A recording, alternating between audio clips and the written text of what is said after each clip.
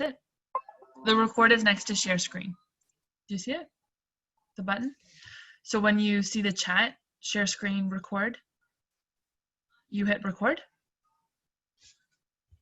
Do you see it? It looks like it's going now. Seeing the red button. Yeah, it's recording. Exactly, yeah. Awesome. I don't see it. That's the only thing. That's. Oh, okay. It's recording somewhere. Yeah, I think someone might have hit it for you. Okay. Today's program is about advocacy in digital ages. It's through building communities and solving issues. One of the ways is the public square, defining which topics are the most important to Torontonians and how we can help folks to get educated on them and what meaningful feedback can be collected and shared to policymakers to help shape better outcomes for residents. We are today joined by Richa Parikh and Yash Paliwal for tonight's presentation and workshop. Awesome. Thank you so much for the introduction. Is it safe to take over now? Yes, we can share our screen now. Okay, perfect. Just go ahead and share it right now.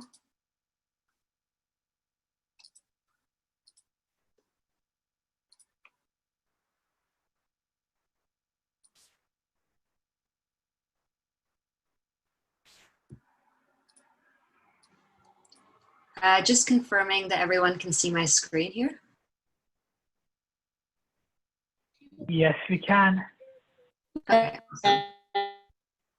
Awesome. Okay. Yeah, just a quick introduction about myself. My background is in engineering. I spent the last 3 years in consulting, as well as one of Toronto's kind of up-and-coming startups, Wealthsimple. And there I focused in on strategy, operations, product, and a ton of other things. And more recently, I joined Yash Paliwal, who's the founder of Public Square. We're both co-founders now. And essentially, he's been kind of thinking about the problem of how to build sort of tools that help build democracy in the future for a couple of years now. And I joined him sort of in April of this year to kind of like continue along that journey. So today I'm just going to be walking through a quick high level of what the company is about. And yeah, I'm looking forward to any questions you guys might have in the Q&A section afterwards. Sweet. So yeah, as we all know, Mark Andreessen famously put it that software is eating the world. Instant communication and global networks are changing everything from the way we communicate, order our food, and do our work. But we know that one domain is still pretty untouched, and that's in sort of the way in which we build and organize our communities. When it comes to how various levels of governance engage with their community, there's like a mishmash of online and offline methods that seems to produce less than ideal results. Whether it's your condo board, a national political representative, a professional association, or a cause-based nonprofit, all of these organizations are essentially facing the same problems. They're using a class of tools that kind of miss the point when it comes to creating a very meaningful conversation between themselves and their community members. As we all know, kind of like based on what's going on in the world right now, the state of the conversation consists largely of tribalistic yelling on social media, impersonalized newsletters and emails, and pretty antiquated town halls that get translated into massive Zoom calls. So this is essentially leading to like an overall conversion funnel problem. At the top, few people are sort of meaningfully engaged to begin with. The more approachable forms of engagement are largely unmoderated and polarizing. The tools and methods that are out there are consistently bringing the loudest voices in the room to the top, leading to a representation problem. And then pretty much at the end, essentially the decision makers are left with data that's not really very useful when it comes to figuring out what the public really wants. And in general, when it comes to the vast majority of organizations out there, that are doing things for public service, they're only really able to engage up to 2 to 25% of their stakeholders, which is actually quite low given the responsibility that they hold. Think about how many people you know have actually attended their condo board meeting or been part of their city's annual budget consultation. It's very few. I know perhaps the civic tech group might be more active in those areas, but in general, people are more or less pretty apathetic. So we started thinking about this problem a couple years ago, and more recently, given sort of like what's happening in the world, we feel that we have an Overton window that's been presented to us. And so just to quickly define what an Overton window is, it's a range of policies which are politically acceptable to the mainstream population at a given place in time. It's sort of like the window of discourse, which essentially means that everyone's talking about it right now, so right now is kind of like the right time to implement it. The reason we've been offering an Overton window right now is because people are sort of yearning for a redesign because they're sort of frustrated by how things have been operating till date. And there's also, because of the pandemic, just a heightened interest in digital forms of engagement at all levels of, I guess, like bureaucracy. And here is where we kind of feel there's an opportunity to create sort of like a brave new design. And it's also a winner-take-all opportunity in a sense. Essentially, we want to be able to create a platform that helps the organizations that want to do good connect with their stakeholders without a third party sort of moderating all of the communication between them. Right now, it's primarily done through social media. We want to remove that element while including really great design principles to lead the way. So what are some of these design principles? The first is ethical design. So we want to surface content based on actual interest instead of featuring the most shocking things. We want there to be organic engagement, so no push notifications to maximize usage. Public Square will curate a summary of the most important topics and conversations based on organic traction. We want to really encourage data-based decision-making instead of using sentiment or intuition. We want to ensure that everyone's voice is heard and not just the loudest. And we also want to track results, which is kind of going to be one of the key features of our platform. Organizations who engage their stakeholders and use the data that stakeholders provide them to make decisions must be held accountable.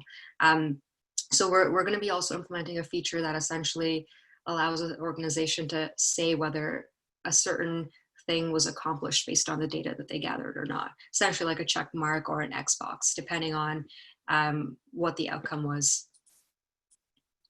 So then, of course, we have a pretty hefty roadmap, and I'll spend only a couple minutes kind of covering the high-level points here, but I think what might be more useful is going through a quick demo of what we offer so far. Of course, we're very ambitious in terms of what we want to try and accomplish over the next couple of months leading into next year, but what we have is also a good start. So yeah, currently we offer organizations the ability to create events, pages, fundraisers, petitions, and voting forms. We also collect really structured data when anyone engages with the platform so that that data can be used later on to make decisions. We also offer sort of a marketplace. Sorry, excuse me. We also offer a sort of marketplace area where you can promote your campaign amongst other campaigns that are also being promoted so that it can be organically found. And then on the people side, we allow people to come to this marketplace, browse causes, campaigns, and organizations, and kind of organically find the things that they're most interested in. By December of this year, we want to be able to allow people to subscribe to things and sort of follow certain organizations that they feel are most relevant to them. We also want to introduce forums in which important debates can take place. And we want to also offer a custom sort of domain for organizations to use as a landing page or a landing site for all of their stakeholders. Actually, that last point might be happening sooner rather than later, but yeah, it's definitely on the roadmap.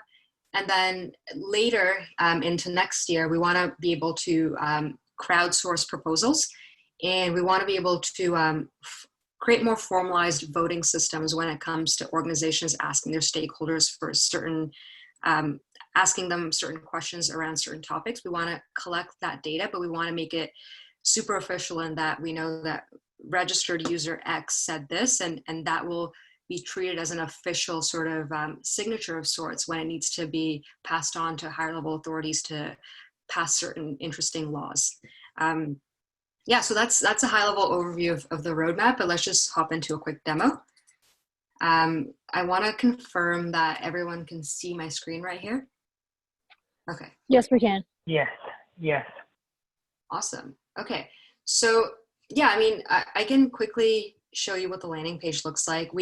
Currently we offer a host of different things. Most of our clients have mainly been using the webinars and town hall functionality, and the create polls, quizzes, and petitions so far, but we're looking to really expand into segmentation and raising funds as well. And the main reason that people have initially started to use this platform amongst some of the other alternatives out there is because it's like super easy to use.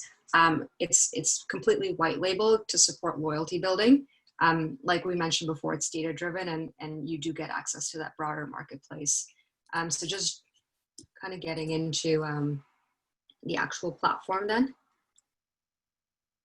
Oh, log out. Speaking to a client earlier today, so that's where that's from.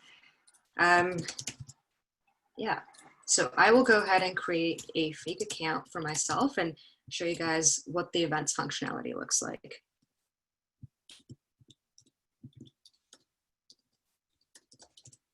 Sorry guys, can't type.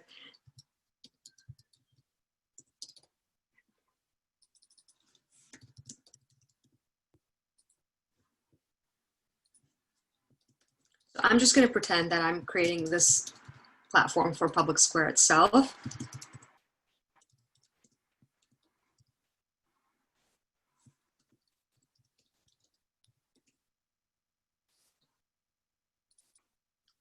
Cool. So right off the bat, as part of the onboarding flow, since white labeling is such an important part of our process, we get the client to start uploading images that they might find sort of useful as part of the white labeling process. I just took a screenshot. Of course, if you were doing this for real, oh, organization already exists.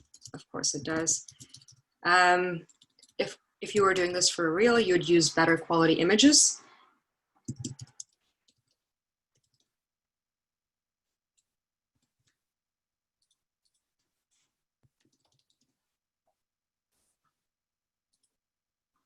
Cool. So yeah, quickly show you what the events functionality looks like. So let's just say we want to create a pilot event. Purpose of the event is fundraising, perhaps. What would you do to, when would you like to hold the event? Let's just say it's maybe Monday of next week at perhaps 7 p.m. And usually we also ask to upload an event image. I'll go ahead and just take the screenshot for the purposes of just getting through this. And then right off the bat, we start asking whether you want your audience members to be able to share questions and comments, whether you want to poll your audience members. And this is where all the data collection starts to happen. So usually we find that our clients choose both options. And then if the poll option is chosen, then we can create a question. So what can we improve for next time? More content is one option that we can display. More concise is another option that we can display. And I'll walk through one poll for now. We don't have to go through a lot, but this is kind of the gist of it. So essentially, whether it's an event that the organization has created or whether it's a piece of content that they've created, a public URL gets generated that anybody can access. So essentially, I can kind of like share this public URL that's been generated on social media channels, to an email list that I have, on a newsletter, wherever else that kind of I feel I'm getting in touch with my community members, and I would bring them to this platform to actually kind of have the engagement happen. And we've we've gone ahead and we've actually started data tracking right from the start. So for example, say one of the channels that, I want to pull people off of where the conversation is happening and bring them to my platform is Facebook. I would want to create like a specific link for Facebook that I would use to essentially paste on Facebook. And if I followed that link from Facebook and I signed up as an audience member, so I'm just going to do that right now, you would see that under the analytics tab, you have one registered user who's come in from the Facebook channel. So this is just one example of how the data collection happens right from the get-go. Of course, when the event is live and all the other stuff is happening, a lot more things get populated here. But so what you're seeing is I've so far registered for this event. If I go ahead and go to the event stage, very seamlessly, we'll kind of see how this overall process takes place. Currently it's in the pre-event stage. If I move it to pre-lobby, it changes to, hey, the event's going to be starting at X time. If I move it live, it'll go ahead and switch to, just a second there. Yeah, it'll go ahead and switch to a live broadcast. Just make sure that the audience members.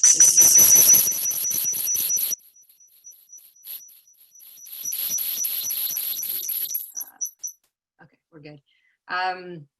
Yeah, since we're also on Zoom, it sometimes does the echo thing. Yeah, but I moved it to live, and essentially I'm live here. Audience members have the ability to ask questions. If they say something that's not productive, like this is a total waste of time, I can actually moderate that by saying reject. So that way, many of the things are also moderated. And then we set up a poll, so I'll show you what that looks like. I'll go ahead and show this poll to the audience members. Hold on, I will move to this. And so this is kind of how the poll would appear mid-conversation. Say as an audience member, I voted saying, I want more content. On the back end, you're going to be able to see that the responses are not ready. So you can see the responses, and then you can show the responses to your audience members as well.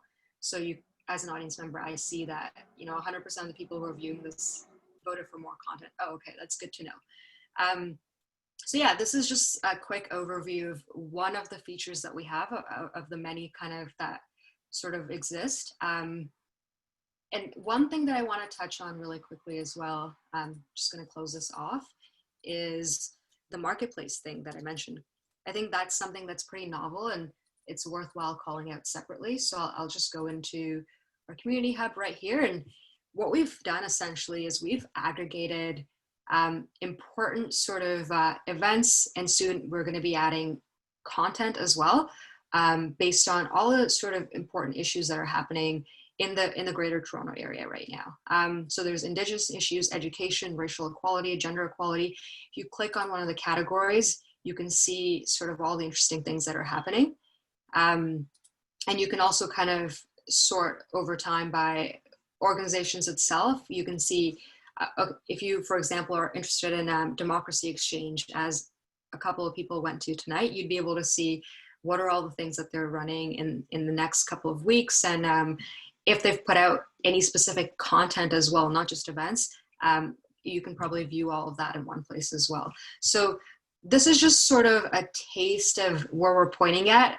Of course, there's a lot more work that needs to be done for like the full vision to be realized based on the product roadmap that I walked you guys through a little bit earlier. But yeah, I think we're sort of on our way there. So just hopping back into the presentation, who's our target market? So our target market is essentially individuals who want to be socially and politically involved. So this is students, journalists, could be individual advocates, influencers, homeowners. And then we're also targeting organizations that want to do public service work. So this is nonprofits, advocacy groups, associations, social and political groups. Most of our clients so far have been nonprofits and political groups. So that's really where it's taken off so far. And a specific example of this is actually our consultation that we did for MPP Chris Glover, who represents the Spadina and Fort York area. We essentially worked with him over a 2-day window to develop and deliver a pretty in-depth consultation on COVID-19's impact in his riding. Essentially what we did is was we emailed all of the residents in his area, and like essentially got them to sort of answer a survey that collected a lot of important pieces of data, and along with sort of like a much than higher usual engagement rate, we captured a great deal of insight on which industry workers were impacted the most, how different small businesses were managing their employees and operations, and like a ton more. So the data was ultimately visualized into multiple meaningful reports and infographics, and the MPP actually ended up using that to communicate different things to his stakeholders and actually make a difference in terms of how they were dealing with COVID from a political point of view. So that's one example. Yeah, and I think that brings me to the end of the presentation. I know I spoke a lot at you guys for the past 10, 15 minutes. So yeah, I'll stop speaking now and see if there's any questions.